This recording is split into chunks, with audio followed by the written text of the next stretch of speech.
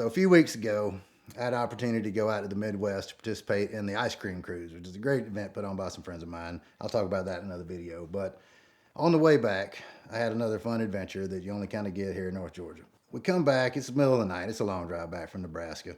Get back late at night, and I've been telling a friend of mine, I'm kind of living in a rural area of North Georgia at the moment, and part of the local economy is some illicit substances that people tend to make in their garden sheds and their trailer homes and things like that. So we pull into the driveway, and I've just been telling my friend some anecdotes about the colorful experiences you have living in this part of rural America. So we're getting out of the car, I'm unloading my stuff, and down the hill from me, there's a house down there that, we're all pretty sure is a meth house. As we're unloading the car, my friend's like, hold on, I hear something. And sure enough, there's some like angry voices down there. Angry girl voice, angry guy voice. They're yelling about something. Who knows what. So yeah, here we go again. So as I'm getting my bag out of the car, all of a sudden we hear 3 gunshots. Pop, pop, pop.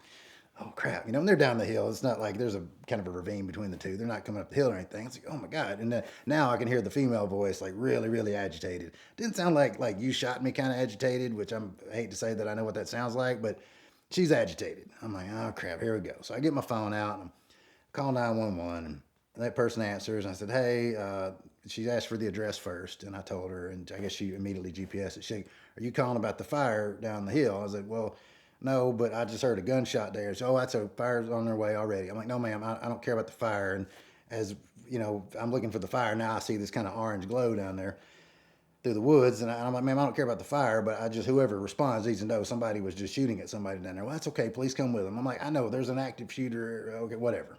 So she gets off the phone. So we're standing there kind of listening out, and sure enough, as the fire begins to grow, I can hear the fuel dumps go off. Sure enough, there's like a mushroom cloud of fire goes up over the treetops. I'm like, oh, great. It's going to burn my woods down too. On holidays, they tend to shoot assault rifles down there, AR-15s, and I'll have to get mine out too to kind of let them know I'm not messing around. I can hear those going off, and sure, I can hear like the mags, like you can just hear the about 40 rounds at a time, so I can hear their ammo dump going up. I'm like, well, good, at least they won't be shooting into the woods by my house and scaring my cat anymore. So about that time, my friend's like, you know what, I'm out of here. This is not a good plan. The fire trucks were just starting to get there. There's kind of a side road down the road from me they have to turn down to get to. The first fire truck overshoots the road they were turning on. So they go past me, and as my friend goes to turn left, he turns right around. The fire truck had tried to turn around somewhere, dropped a wheel in the ditch. Now there's a fire truck completely blocking the whole highway to the left of me, and that's the way he went home. It's another 20 miles to go around the lake the other way. So he turns right and he goes that way. And not a minute later, he calls me. And he's like, hey man, I just let you know there's a couple of like tweaker looking chicks in night shirts kind of scurrying around on the side of the road here. I think they got stirred up during the fire. They're heading back towards your house. You need to be on the lookout. And I said, thanks a lot.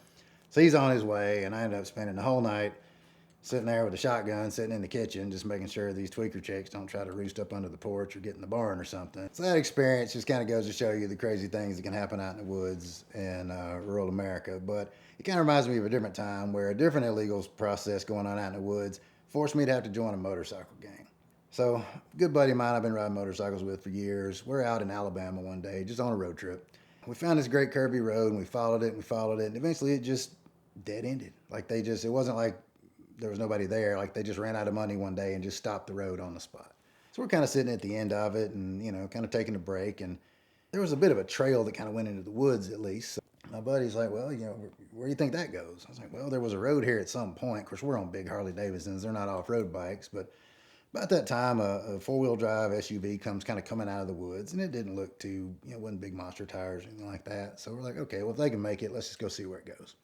We just start driving on this road, and of course, motorcycles, even if they don't have a lot of ground clearance, you can kind of pick your way along the ruts and around the rocks and things. So they can go places that most cars can't. So we kind of drive and we drive, and the road gets a little rougher and a little rougher. Not unlike the Mustang in the rental story, though. But anyway, the road gets a little rougher and a little rougher, and it gets to the point where we're like, kind of running up rock faces, and one of us at the top kind of catching to pull the other one's bike, and we're pushing and all that, and kind of get to the point where like, should we turn around and go back? Well, we've gone this far. It's got to get better. Let's just keep going. So it keeps going. It keeps going. And finally, we just come out of the woods out into some pasture somewhere where there's a bunch of other motorcyclists. I'm like, well, what's the chances of this happening? So it's a bunch of kind of biker guys, in the biker community. I mean, I ride motorcycles, but I'm not like a biker. But there's what they call the one percenter, the Hells Angels, the Mongols, the you know, the Banditos, those guys. And these guys are of that ilk. They're like the hardcore, patched up, real biker guys. But you know, but they kind of look at us as a novelty. You know, we're two morons just literally come out of the woods in North Alabama on two Harley Davidsons. They're like, you know, where'd you guys come from? I was like, well, we were lost on some road. We just kept going, popped up. They're like, man, that's the old Jeep trail. We can't believe you made it through there. Y'all come on, come hang out with us. So it turned out we were like on this property that was like the club's like, it was like their like headquarters. You know, we kind of parked. They have like sort of a campground there and their little clubhouse and everything. And we're all hanging out. They're nice guys, and you know they get some beer out. They're like, "This is a dry county. This is an illegal substance here, but you know we can have it since we're on our private property." We're like, "Okay, cool, no problem."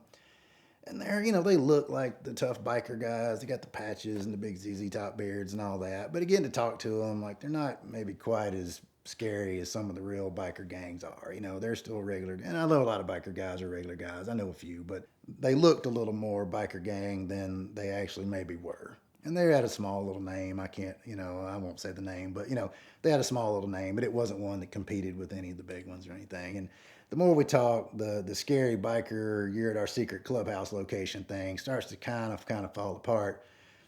And then the cover comes off completely all of a sudden when I see a police car just sort of motor onto the property, and suddenly their faces get all white. They start hiding their beer. They're like, dude, it's a dry county here. We're not allowed to have beer. We are allowed to drink occasionally, but like we can't do it if anybody here that's not a member of our private club. And because y'all aren't members of the private club, like if you're not a member of the club, you're going to get arrested because there's beer on the premises. I'm like, but we're not even drinking. Yeah, but it's on the premises. You got to join really fast. So I'm like, well, what's going on? So the cops roll up, and this must just be some routine shakedown they would do every now and then. So all of a sudden, all these like tough biker guys start kind of lining up at the end, and the cops are going down checking ID cards. And somebody comes out with a clipboard and it's like, quick, fill this out. So they like stuff a pen in a clipboard, and me and my friend are like, okay, sure. So we're just filling out all this stuff, blah, blah, blah, blah. And there's like a little name card of the thing. We sign it, and then they sign the thing, and the guy grabs the stamp, and he's like, here you go, you're a member of the club. 5 feet before the cops get there. And of course, the cops check our member ID cards, and we then, too, as members of the club, were allowed to be on the premises where alcohol was in a dry county, and we didn't go to jail. Had anybody been there without a membership card, they would have gone to jail. So this initial meeting with these tough biker guys out in the middle of the woods somewhere with their illicit alcohol on the premises turned out to be more of an administrative thing, and they all got real scared once the cops showed up. But anyway, by being technically forced to join a motorcycle gang, I didn't go to jail in Alabama.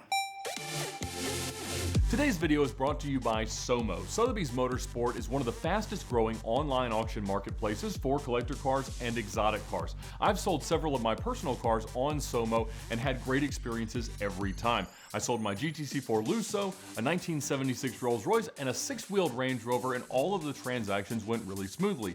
From submitting the car all the way through the auction to the final bids and everything else that you want, they managed everything to make sure that the auction went as perfectly as it possibly could. They talked to me, they talked to the bidders, and everything worked out wonderfully. I know that you'll love them as well. So whether you're looking to buy a car or sell a car, check them out now at the link in the description below and find your next car on Somo.